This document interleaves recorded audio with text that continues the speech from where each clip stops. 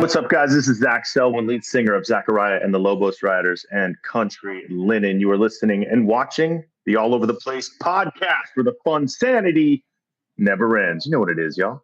Hello, and welcome back to the All Over the Place podcast, the official podcast of Media Pub Live. I'm your host, Eric Provoznik. Welcome, everyone, and don't forget to like, subscribe, share all over the place on all your socials. Joined tonight, Jim Culver's back in the house. Hey, how you doing? I'm fantastic. How are you tonight, Jim? I'm excellent. And joining us back in the studio, the quote-unquote studio tonight, it's not insert only tonight. Christine, welcome back. Hey, hello. And tonight, Marty is still on vacation in that undisclosed location somewhere not here. And but joining us tonight, we are very excited to have on the show a man whose eclecticism lives up to the name of this show, All Over the Place. Please welcome musician and producer Danny Saber. Danny, thanks for joining us here on All Over the Place. Thanks for having me. Well, we are here in anticipation of a picture disc coming out. Danny, of course, among his many different accolades, he worked on 25 years ago on the release of Michael Hutchence's first official solo album, the self-titled solo album. And now Danny is and Boss Sonics is releasing One Way, and as well as with Save My Life on picture disc. And before we get into the questions, I just want to say, as you can kind of see here, folks, we got Michael over there, the little picture tin, little bit of an INXS fan. And just a reminder, we're not elegantly wasted, at least not tonight, but we're still going to try to be better than Oasis. So, Danny, thank you so much for continuing to maintain and revitalize Michael Hutchence's legacy with everything that you've done in the last 25 years with him. Oh yeah, I mean, what can I say? I'm just appreciative to have the opportunity to do it, and mainly like the response from all the fans. You guys, everybody has been so positive, and that's really at the root of this, is to try to get Michael just recognized, for the great frontman he was, and shift the focus back to, his greatness and his influence and, his talent. And that's a big part of why, we're putting this stuff out. So I appreciate it. All thanks to you on that one. So, One Way was originally released in a different form, different mix on the Michael Hutchence last Rockstar. And so, what did you want to do with it? What inspired you to mix for this? So far, you've done so perfect with your facts, because there's been so many sort of, how things are. People pick up on stuff and then they kind of make it their own little angle on it. The reality is, and I'll go through the story because I'm sure, even though I've told it a few times now, there's people that don't know. So essentially, I worked with Michael. I was approached by Michael in 1995 because he was a big fan of that big poster behind me, the Black Grape record. And he was in the process of developing, a solo sort of sound outside of INXS, let's say. And he had been, sort of trying, stuff with different people. He had his own little setup in the south of France where he would work on ideas. And he connected with Andy Gill. They started writing and getting some tracks together. And then he heard the Black Grape record. And I think, something went off like a light bulb in his head. He was just inspired by the sound and the production. And he approached me through Sean, the singer, to initially come in really to help define the sound that he was looking for. Because he was always on this mission to discover new music, and just, he was one of those kind of, consummate, I call it the consummate frontman. He was always chasing some sort of sound that was in his head and trying to expand on what he had done, and he never wanted to rest on his laurels, And again, I've said this, it's not a knock on anybody, but when you get in a band that's that big, sometimes it becomes there's a lot of pressure to maintain what you've accomplished. And Michael was somebody who really needed to, chase his sort of artistic, sensibilities or whatever, that energy that he got, that charge from always pushing the envelope.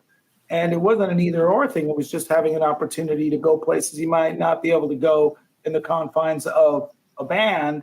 And that's really what initiated and started it. Cut to, the record we were working on was pretty close to being finished. We had 12 songs when he died, and a little time went by, and B2 picked the record up, and then I sort of mixed it with John X. and we finished it. That came out in 1999. And then about 10 years later or so, a little more, a little less, it turned out there were a bunch of songs like sort of in a vault. They were all on 2-inch tape, and this was all stuff Michael had been sort of working on while he was making the rounds. And there was about 30 ideas. And that was the material that sort of all of this came from. But it became apparent that if we were going to, do anything with it, it didn't really make sense to just put a record out. And at that point, we needed a vehicle to market it. So the idea was, let's just get a documentary made, no biggie. And that took another 10 years. And so, One Way was featured briefly, in the last Rockstar, with the intention was always, as it only aired in Australia, it was finally funded by Seven Networks Australia to, air the film in Australia. And then we were going to recut it, sell it internationally, and then release all the music with the international release. So the music was never really released. It was just, there was moments. It was like a little segment about One Way that's probably a minute. And there was, but the song was never really front and center, So that's sort of the long, short story. The embryonic stage. Right, that's now, minus 1,000 details. I'm really curious to find out, so did they just call you one day from the vault and say, hey, we've got all this old stuff? Sort of was looking after Michael. He was looking after the day-to-day sort of, because even with Michael outside of INXS, there's business to manage, there's things to take care of. And he left a company or whatever. And the guy that was sort of managing the day-to-day stuff, he reached out to me, being that I was really the last person who was really, me and Michael had a pretty, anybody that knew the situation knew we had a really tight relationship. And he was very, what we were doing, he was very excited about it and enthusiastic. I got a beautiful letter from his father after we finished that record. Actually, it's one of the best things, most rewarding things I've ever got. So I guess it made sense. Let's see, because we didn't know if there was even anything there. It was like, it was all on 2-inch tape. So we had to kind of go through it and see, is there even anything here? Is it worth doing anything with? So it was a process, Was it hard to work on? Well, not at that stage, because the hard thing was, we were working literally, I think it was like, on the I can't remember the days now, but I'd just say it was a Thursday or a Friday. We played at the Viper Room. That was the last public appearance he ever made. He was in LA and we were working on songs. And then he literally was on an airplane, and 2 or 3 days later, he wasn't here anymore. So I needed it took a year. I didn't want to hear the stuff for like a year after that. But then, cut to that much time's gone by, and now it's great because just, having the time away and all the time going by, it's kind of put everything in a context, and you have the benefit of history and time going by to really get a perspective on the situation that it's hard to see when you're in it, So the hard part was 98, and then getting into 99 and kind of coming back and taking a look at it then. But then by then it was like, well, let's just do everything we can to fulfill, what his, what he would have wanted, his wishes. That's always sort of been the, at the root of this. What was the response from the other band members? Were they involved in the process at all? Or? No, look,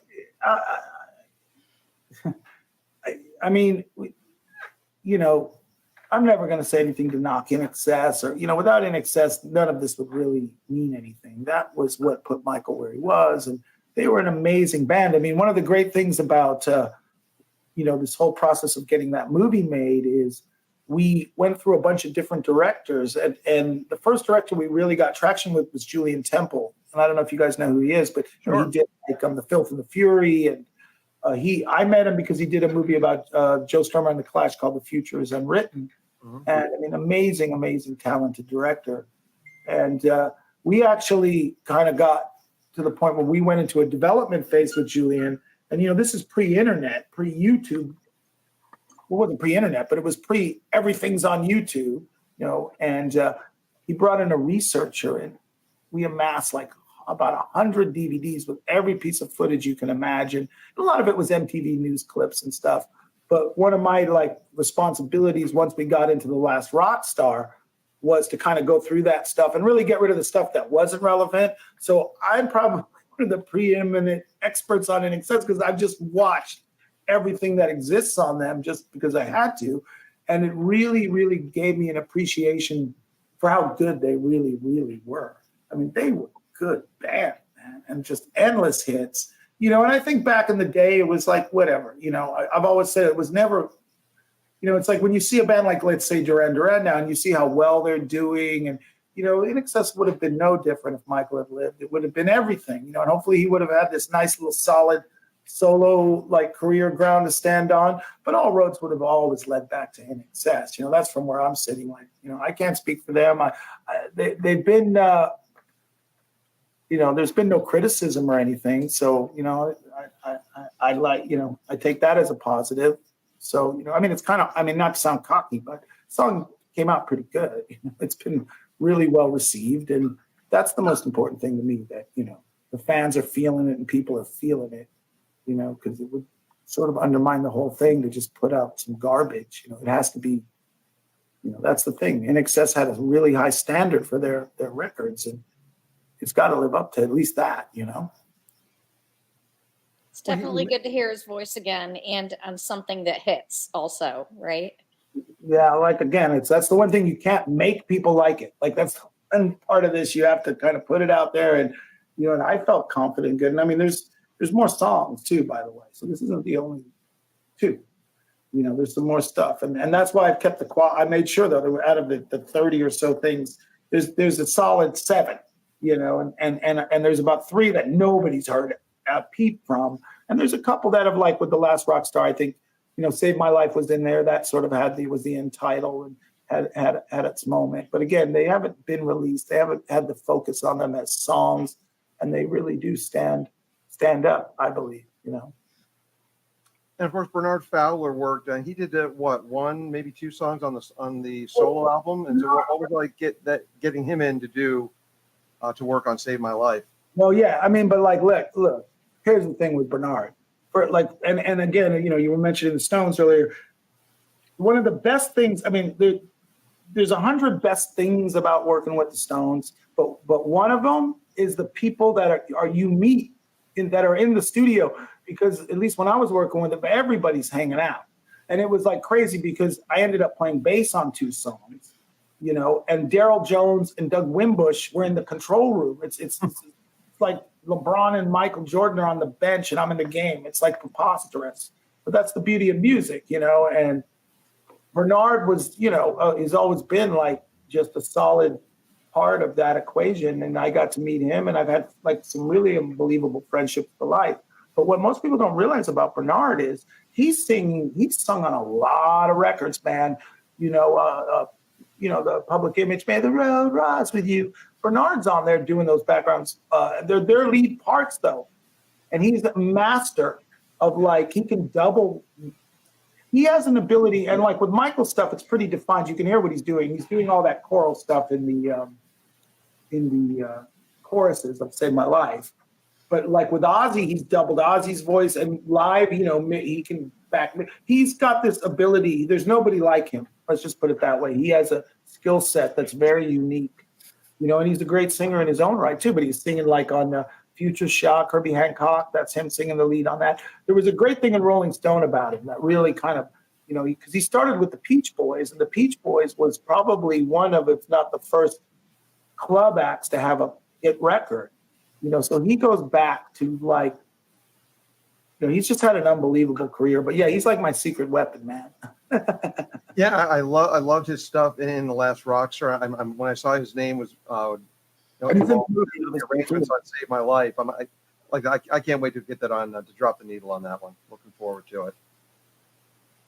And you mentioned, finding Michael's voice. I mean, you go back to with Michael's history, and Max Q came at a time when it was a little bit in between time with INXS albums, and that album didn't really go over too well. So what was it like for you to find that voice for Michael as he was heading into another solo project between INXS things?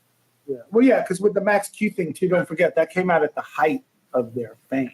Yeah. Right? Yeah, there was a lot going on there, and that's really what set the table for this in a sense where, like, Michael kind of left a weird bad taste in his mouth. So he made sure going forward he had complete control over everything he did outside the band. That's partly why I'm in a position to do this. And as far as that side of it, it's just been very. I don't want to use the word easy, but it's because like we spent almost 2 years working together on and off. So that's a lot of time. That's a lifetime for especially when you're doing something creative like music, you cut all the, if it's being done in a sincere way, it cuts out all the bullshit.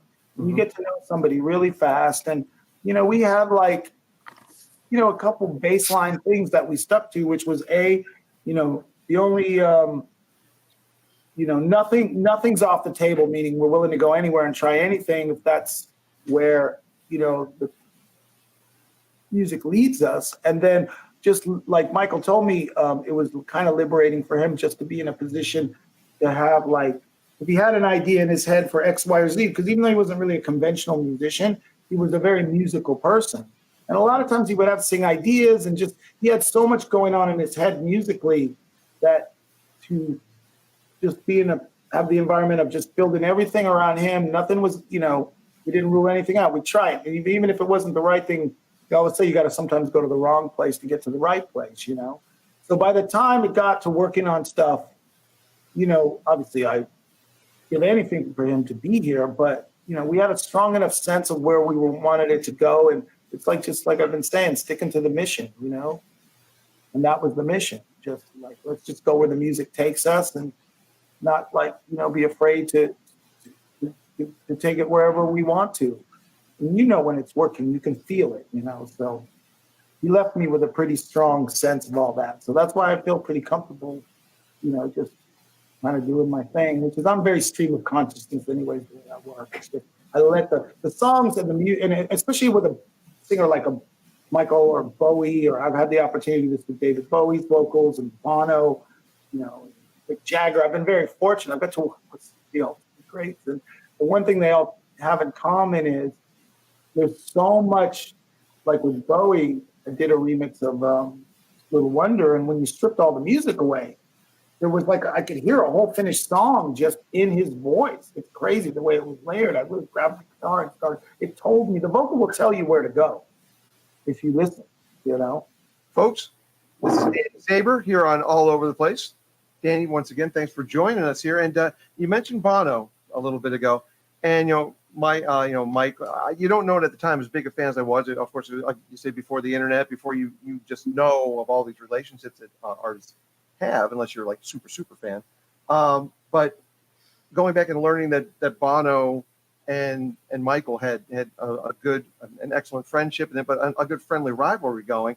I think Max Q. I'm listening to that a lot lately, and just how I see the influence that had on something like Octung Baby. And Octung Baby, you get welcomed to wherever you are, and then back and forth with those guys, just helping each other just go to a next level. But what was it like for you to get Bono to work on Slide Away, and then just doing it posthumously with his friend? I mean, to be honest, that was kind of more Andy kind of initiated that. Well, I initiated, but Andy's the one who kind of ended up sort of like executing that sort of actual scenario. But one thing I can tell you is that you're right about the sort of friendly rivalry thing, and that's a big part of the message that I, want people to know is just how respected Michael was. I mean, like with, the Stones, for instance, when I first went to London after sort of got the call, like, hey, I heard some music. Yeah, this is dope. Let's get together. Came over, and we were a day or two into working together, and we all went out. And, like I've said, Michael was like the first real big rock star I ever worked with. And, so it was like expensive dinners and dodging paparazzi. And we went to this club called Brown's, and Mick and Ronnie Wood walked in, which for me at that time, I was just like, shit. I mean, it was like the closest I ever been to Mick Jagger was freaking LA Coliseum. So, next thing I know, they're chatting about like, they're both because Mick had been working on a solo record too at the same time. And the next thing I know, Mick sits down with me, and Michael had been raving about me. Oh, this is you got to work with Danny. He's amazing, and he just did Black Grape, and he had knew the Black Grape record. And it just shows you how generous Michael was. Like he could have, he's like no, he was always trying to hook his friends up, and a lot of people benefited from having a relationship with him. I'll tell you that. But it also shows how much Mick respected Michael's opinion, And it's the same with Bono. They all, Michael said in the movie, he had it all. He was a very, very unique, one-of-a-kind individual, but, he had all the God-given stuff you could want as a front man, but he also was, committed and dedicated as an artist. He really, really, if he was trying to get into acting, would do more. He was trying to do more acting. That was one of the things. But he took it really seriously, man. It was like he really, prepared for readings, and because I remember he'd be doing that on the side. So not to say he didn't have his fun wild side, he did, but this idea that he was this, monkey swinging from the chandeliers, it's true, but there's more to it than that. He was also when it was time for that, he did that better than anybody. But he also had a side to him that was very committed to it. He was super respected, and I think that. Sort of going back to the Beach Boys and the Beatles and, Oasis and whatever it may be, that kind of healthy sort of like competitiveness amongst artists, I don't know, still something that's prevalent these days, maybe. But I think that's what made everybody else better, Got to step up. Yeah. You mentioned people just that respect that they have for Michael. Who has been like some of the more unusual people that you're like have come up to you and said, "Thank you for putting this out there. I really like what Michael did, and thank you for continuing to release some of his music." Well, I wouldn't use the word unusual, but I will say this: more not like from the people that were musicians or whatever. Everybody respected him, and that's been super cool. But what's interesting about him is the fact, like he had the very unique sort of effect on fans, especially females of a certain age. And he inspired a lot of passion and just love, in a way that's a little different. I've been lucky to be around all these different bands, and each band sort of has their own culture, especially when you're talking about bands like the Stones or U2 or INXS. They have their own culture around them, And in Michael's case, he inspired some people. There's just a lot of fans, and I don't want to ever sound like I'm knocking it because it's beautiful, but some of the things that I've been hit with have been pretty crazy, a little different. That way, all kinds of this. Michael came to me in a dream, and he told me I had to find you, and just stuff like that, which is great. It's fantastic. I would never knock it, but it's. Well, I'm still waiting for INXS to even get a nomination for the Rock and Roll Hall of Fame. However you want to look at that institution, but they're a band that is egregious, well overdue. But that's a different podcast. Yeah. And that's hopefully part, which can help a little bit. I don't be arrogant enough to say I was going to get him in. They check all the boxes 100 times over. It's obviously, But I think also part of it is, it's like. He didn't, he left us under, the circumstances were unfortunate. And that's the thing, like the dust is settled. Now it feels like enough time's gone by, and it's time to recognize those guys, the way they should be. And that's a part of it, they deserve to be in. I don't think anybody would argue with the achievements, so it's just the will and the right story and just getting the momentum, and there's people working hard on it. So. Hopefully it'll happen. I think I'm on at least one Facebook group about the petition to get them in. So yeah, just again, patience, persistence, and Jim once again, thank you for doing what you're doing. Yeah, thanks, Jim Scavall. I can always never pronounce his name, but he's really organized a real serious effort to try to at least get the fan base marshaled, and so that's there, and there's petitions, and so I think at some point in the near future, hopefully they'll get it. I mean, they deserve to be in. Well, I'm an umpire in my spare time, and if the moms or the dads, someone's blasting like in between inning music, I say, "You want to get on my good side? Play Bruno Mars, INXS, or Weird Al Yankovic." And as soon as I say INXS, they're like, "Oh, yes!" And next thing you know, you either got Guns in the Sky or Need You Tonight. So it's there. I think again, just scratching that surface to get getting some momentum going. Yeah, well, the wheels are in motion, man. So and this is it. Like just getting the word out and helping in any other little way. This can help. And folks, don't forget to go to Boss Sonics. That's BOSSSONICS.com. Pre-order your picture disc of One Way and Save My Life. Definitely check that out. And I mentioned a little earlier, it's now the 25th anniversary since the solo album. All right. Came out. And looking back here, obviously vinyl, a big part of my life. Can we possibly look forward to that on Record Store Day? Well, I don't know. Eventually, hopefully, but I wanted to show you guys, make a little news. So we did get, just for people who have purchased it already, we're in a pre-sale mode, but we did get the test pressings in, and they not only do they sound amazing, but the quality of them is amazing. And what's kind of cool is this sort of initial inspiration for this came from some remixes I did for Marilyn Manson. But I noticed, this is my Marilyn Manson that Don't Like the Drugs remix. And if you look at, and this is Universal Records, I mean, the quality of the product is top shelf. So I'm really excited to get these things in and get them out to everybody. And I feel like once we have it in hand, people will be that just more excited about getting their hands on one, And here's another one I did. Let me take it out so you guys don't get the glare. But where is it here? Well, this is a Dean Carr photo, I believe, which is also the little photo you got of me. So the quality of ours is I think it was probably made in the same plant. They look amazing. So That's some really cool artwork. yeah, isn't that cool? So obviously when we get the actual picture on them, it'll be reflecting something like this. So I'm pretty excited, man. It's going to be really, really good, cool little item, And I purposely wanted to do something that was also collectible, and so, because I know a lot of people don't have turntables, but it's just a cool thing to have, And will they be available on streaming services as well? Yeah, eventually. I mean, I'm working on all that kind of stuff. I mean, for now, the main thing was just to kind of, it's so much time has gone by, and like I said, the fan base is a real tight-knit community, and I've had a nice relationship with all the, a lot of the people that run the fan pages, and the guy Jim I was telling you about, and there's the INXS podcast with Bridget, and so I've had a nice sort of relationship with the fan base over the years, and they're all aware. They know what's going. They know about the stuff, and when's it going to come out? So it's finally just between COVID and a lot of things that another movie came out after Mystify.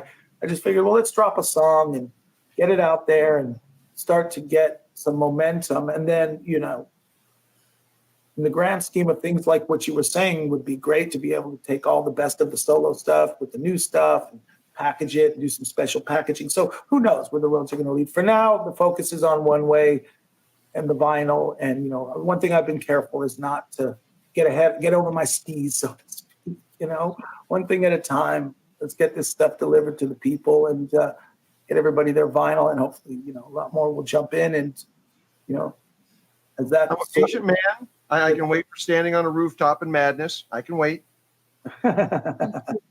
Well, Madness, yeah. So about Madness. I think Standing on a Rooftop was on a B-side of something. That's not one of mine.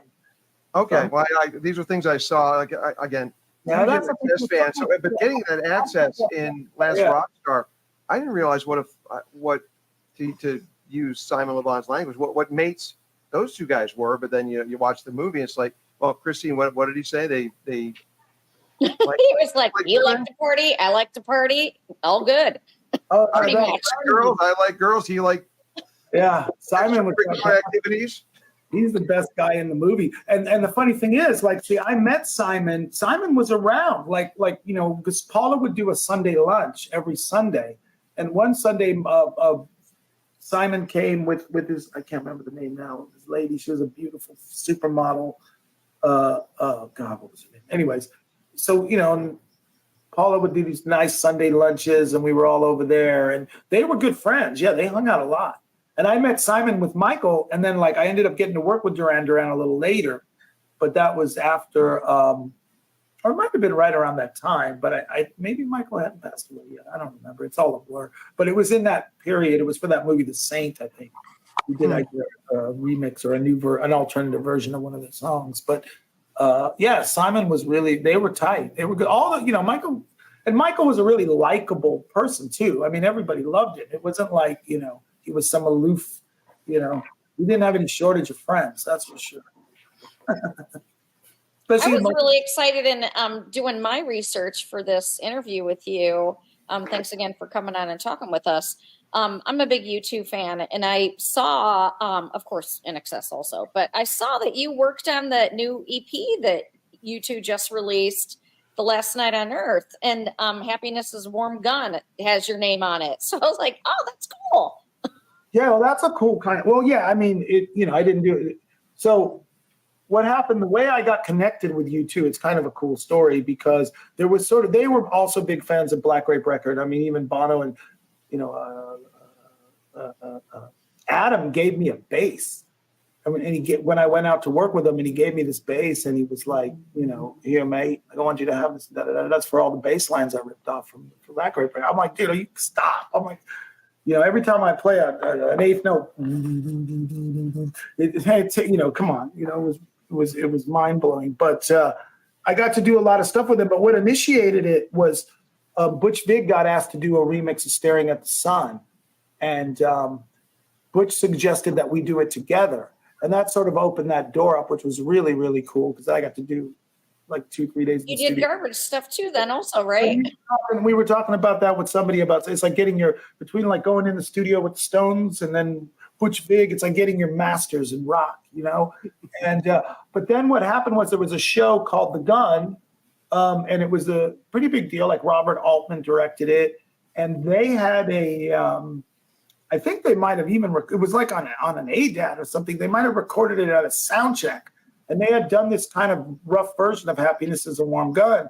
So they just sent it to me and they said, like, here, and they had a version of it that was just more of a straight mix, but they kind of gave it to me and let me do my thing. And that was that version. I love that remix. And actually Tom Lord Alge actually dialed it in for me, which was pretty cool because Tom and I, he's kind of one of my mixing mentors.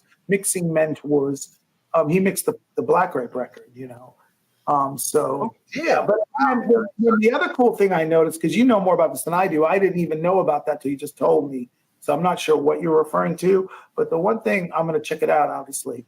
But the one thing I do know is when they went back and they did like a collection of remixes, and I think it was not like super long ago, but it wasn't like last week. I think I had 2. I mean, imagine all the remixes U2's done. And I think they put 12 of them on an album. And I had at least 2. I might have had 3 on there, which was really cool. That was like the best compliment because those were like, I guess, their favorite ones that they had put together. And I think it was still on a CD or some sort of package. So yeah, but I'm going to look into that. That's cool. How long ago did that come out? I just noticed it within the last week. Yeah, because I think it was the B side of Last Night on Earth, but I'm not sure because the single had something on it. But I would have loved to work. I love that record. I love the pop record. I think that record. Yeah, it was I saw that tour. That was a great. Yeah, well, so did I. Where they kind of flew me up. I get to fly. Field. I mean, I'm no different than you guys, really. I'm just like the only difference is I'm a fan at heart, and I've been lucky enough, and I never could have imagined this as a kid to get a chance to work with a lot of the people who made me want to do this in the first place. So whether it's the Stones or you, I'm just trying to make the record I want to hear as a fan. It's like when I worked with the Stones, I was always trying to get Mick to sing in a falsetto. He's like, yeah, it's too much like Miss You. It's like, no, it's too much dance. It's like Miss You do. And I got Ozzy. You've done it. Do it again. Yeah. So it's just stuff like that where it's like, you know, and then it was a while ago now. I was young, a lot younger than I am now, but that's sort of, I think, what I brought to it that they, at that time, were looking for. The same with Michael, which was just some young, fresh perspective to sort of re-inject some life. Because if you think about it, the Stones and U2 are probably the only two bands who have been able to stay relevant. Their whole, I mean, it doesn't matter what they do. They're, you know, on the cover of Rolling Stone, or and same members. And stay, well, yeah. And stay relevant, though. You know, the Beatles, like Keith says, they cashed it in 69 or 70, whatever. You know, they didn't, you know, they're the gold standard for records. But, like, you know, as a live touring entity, there's only two bands that, you know, have stayed relevant their whole careers, you know.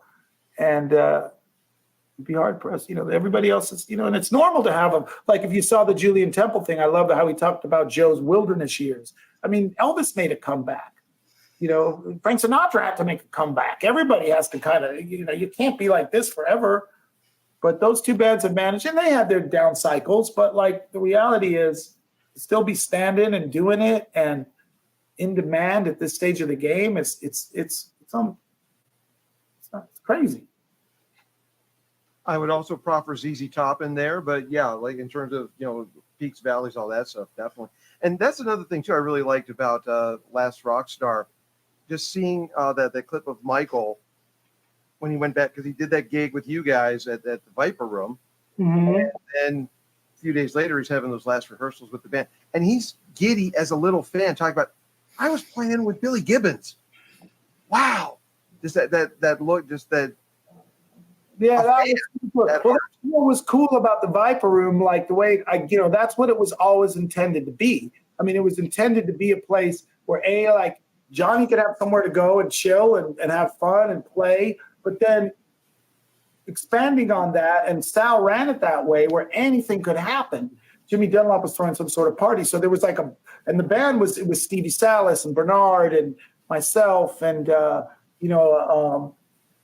My man from, what was that band called now? Not Blues Traveler, the guy with the little dreads, the short hair. He was singing Adam Duritz. Oh, Counting Crows. Yeah. And then, you know, and I remember I had to like kind of twist his arm.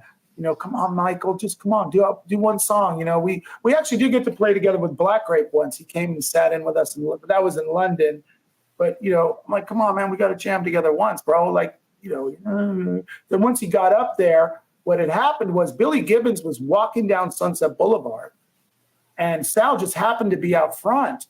And he goes, hey, man, you know, we're jamming inside. Bernard, you know, Danny, because I know Bill. Like, oh, shit. He goes, he pulls him in, walks him in. Right at the moment, he's standing in front of me. We're doing Suffragette City.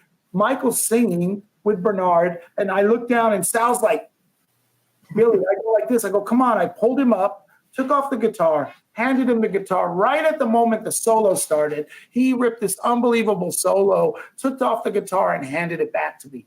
It was like magic, dude. Wow. People were losing their minds. And I mean, you know, of course, nobody had phones then. Could you imagine now?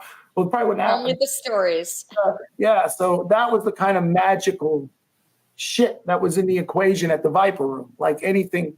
They just did a really cool sort of thing in Esquire, one of those magazines where they, you know, just showed, you know, like an picture thing where they were showing all the different people that were there. You know, I wasn't there every night. I was there once in a while. There was all kinds of crazy stuff going on there. Like super cool place, you know. So I was in LA for 21 years before I moved here 7 years ago to Arizona. And I was telling Christine this earlier. There's something going on in LA every night, but there's only two nights I wish I could have been somewhere. That was one of them. And when the Michael Bean tribute, where the Call got back together, Michael Bean's son sang down at the Troubadour. There's two magical music moments in LA I wish I could have been at. Yeah, well, it's just, you know, there was especially in the late 90s and stuff, LA, there was, you know, it was a cool place, man, because everybody ends up there, you know, everybody's passing through. So all kinds of things were possible. And the Viper Room was sort of the center of that. But yeah, I know what you're saying. Sunset Strip, rest in peace for the most part. Yeah, it's pretty much still standing. What's that? At least the whiskey's still standing. Because the Vipers. Viper's gone. The House of Blues gone. Is the Roxy still around? Yeah, the Roxy's still there. Okay, good. And the whatchamacallit, the Rainbow's still there, you know. But I mean, the Viper Room, I think, is still open, but its days are numbered. I don't know. Last time I drove by, maybe it's not anymore. I don't know. Like, I saw it a couple weeks ago, because at least last time I remember, I was. Well, last word I got from friends back there, I guess it's going to be turning into pretty much another high rise or apartments or. Yeah, they're going to tear it all down, man. Like, everything. I mean, that's the problem with LA. We just lost. There's this really great golf course, and it's just a little 9-hole golf course and a driving range. But it's been there. I mean, the land has been there since like probably the 1890s. It's been like an area for like recreation. But the golf place has been there since the 50s.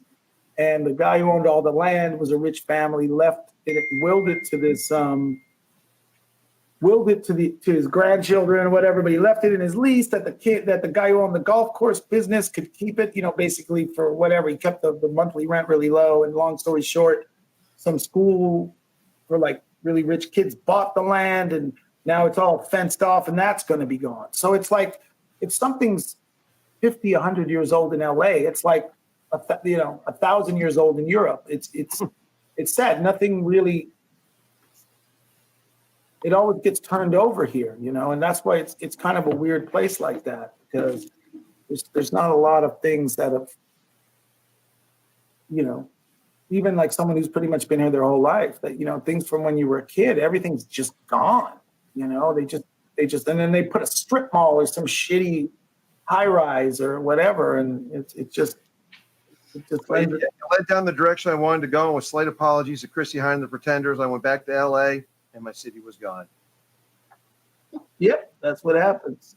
But she went back to, she didn't go back to LA. She went back to Ohio. I went back to the woods. Yeah. Good old mistake by the lake Akron. number 2 in my life. Yes, good old Cleveland. Yeah, Chrissy was around too. You know, hanging out a bit with Michael, and I actually met Chrissy too, because Joe Strummer was around, and so we were all hanging out together. And then Joe, so I got to meet a lot of my heroes. I mean, first Pretenders record, James Honeyman Scott. Jesus, what a monster guitar player he was. That was a really great band she had. That first incarnation of the Pretenders. That's the first 2, the first 3 albums. Wow, yeah, no doubt. I love James Honeyman Scott. He was one of my favorite. That's a guy who people, you know, need to kind of think about every now and then. He was just an unbelievable guitar player. Well, Danny Saber, once again, thank you so much for this project coming out, The One Way and Save My Life. That's going to be coming out on Boss Sonics. Folks, don't forget to check it out over at bosssonics.com. For those of you not watching on YouTube, for our audio listeners, it's BOSSSONICS.com. And Danny put together, he's continuing to maintain Michael Hutchence's legacy, revitalize it as it should be. Michael Hutchence, INXS, an amazing legacy. And Danny, thank you once again for doing all the stuff that you're doing with this music. Yeah, thanks for having me, and I appreciate you just like, again, mentioning Boss Sonics. Go out, check out the vinyl. Like I said, we're still in pre-sale mode, but the wheels are in motion now. We got the test pressing, and you know, we're gonna have the vinyl soon, and I'm excited to get my hands on it, man. It's a really cool little project. You know, I think Michael would have been really, really happy. And one last thing I'll say is, you know, he definitely would have been happy with the response we've gotten, you know, because it's been, you know, definitely picked up by the alternative press, and it's really being seen as an alternative record. You know, it's not some nostalgia, and that was, you know, key to him in this whole endeavor. You know, it's just to be relevant and to be, you know, on the edge and up to date, and not feeling like it's some nostalgia sort of throwback thing. You know, that's been one of the best sort of rewards and the response I've gotten from everybody, you know, starting with you guys. It's just like everyone's feeling the music, you know, and that's the most important thing. And just, you know, hearing his voice again on something fresh, and, you know, it brings back a lot of great memories, but it also reminds you, you know, who he was and what he was about. Michael Hutchence, gone. And thanks to you, Danny Saber, never forgotten. Thank you so much. Thanks for joining us again. My pleasure. All right, Cool. folks, you've been listening to All Over the Place, the official podcast of Media Pub Live. Danny Saber, thanks again. Jim, Christine, great having you in the house. Thanks, everyone. We'll be back real soon on All Over the Place. Bye-bye.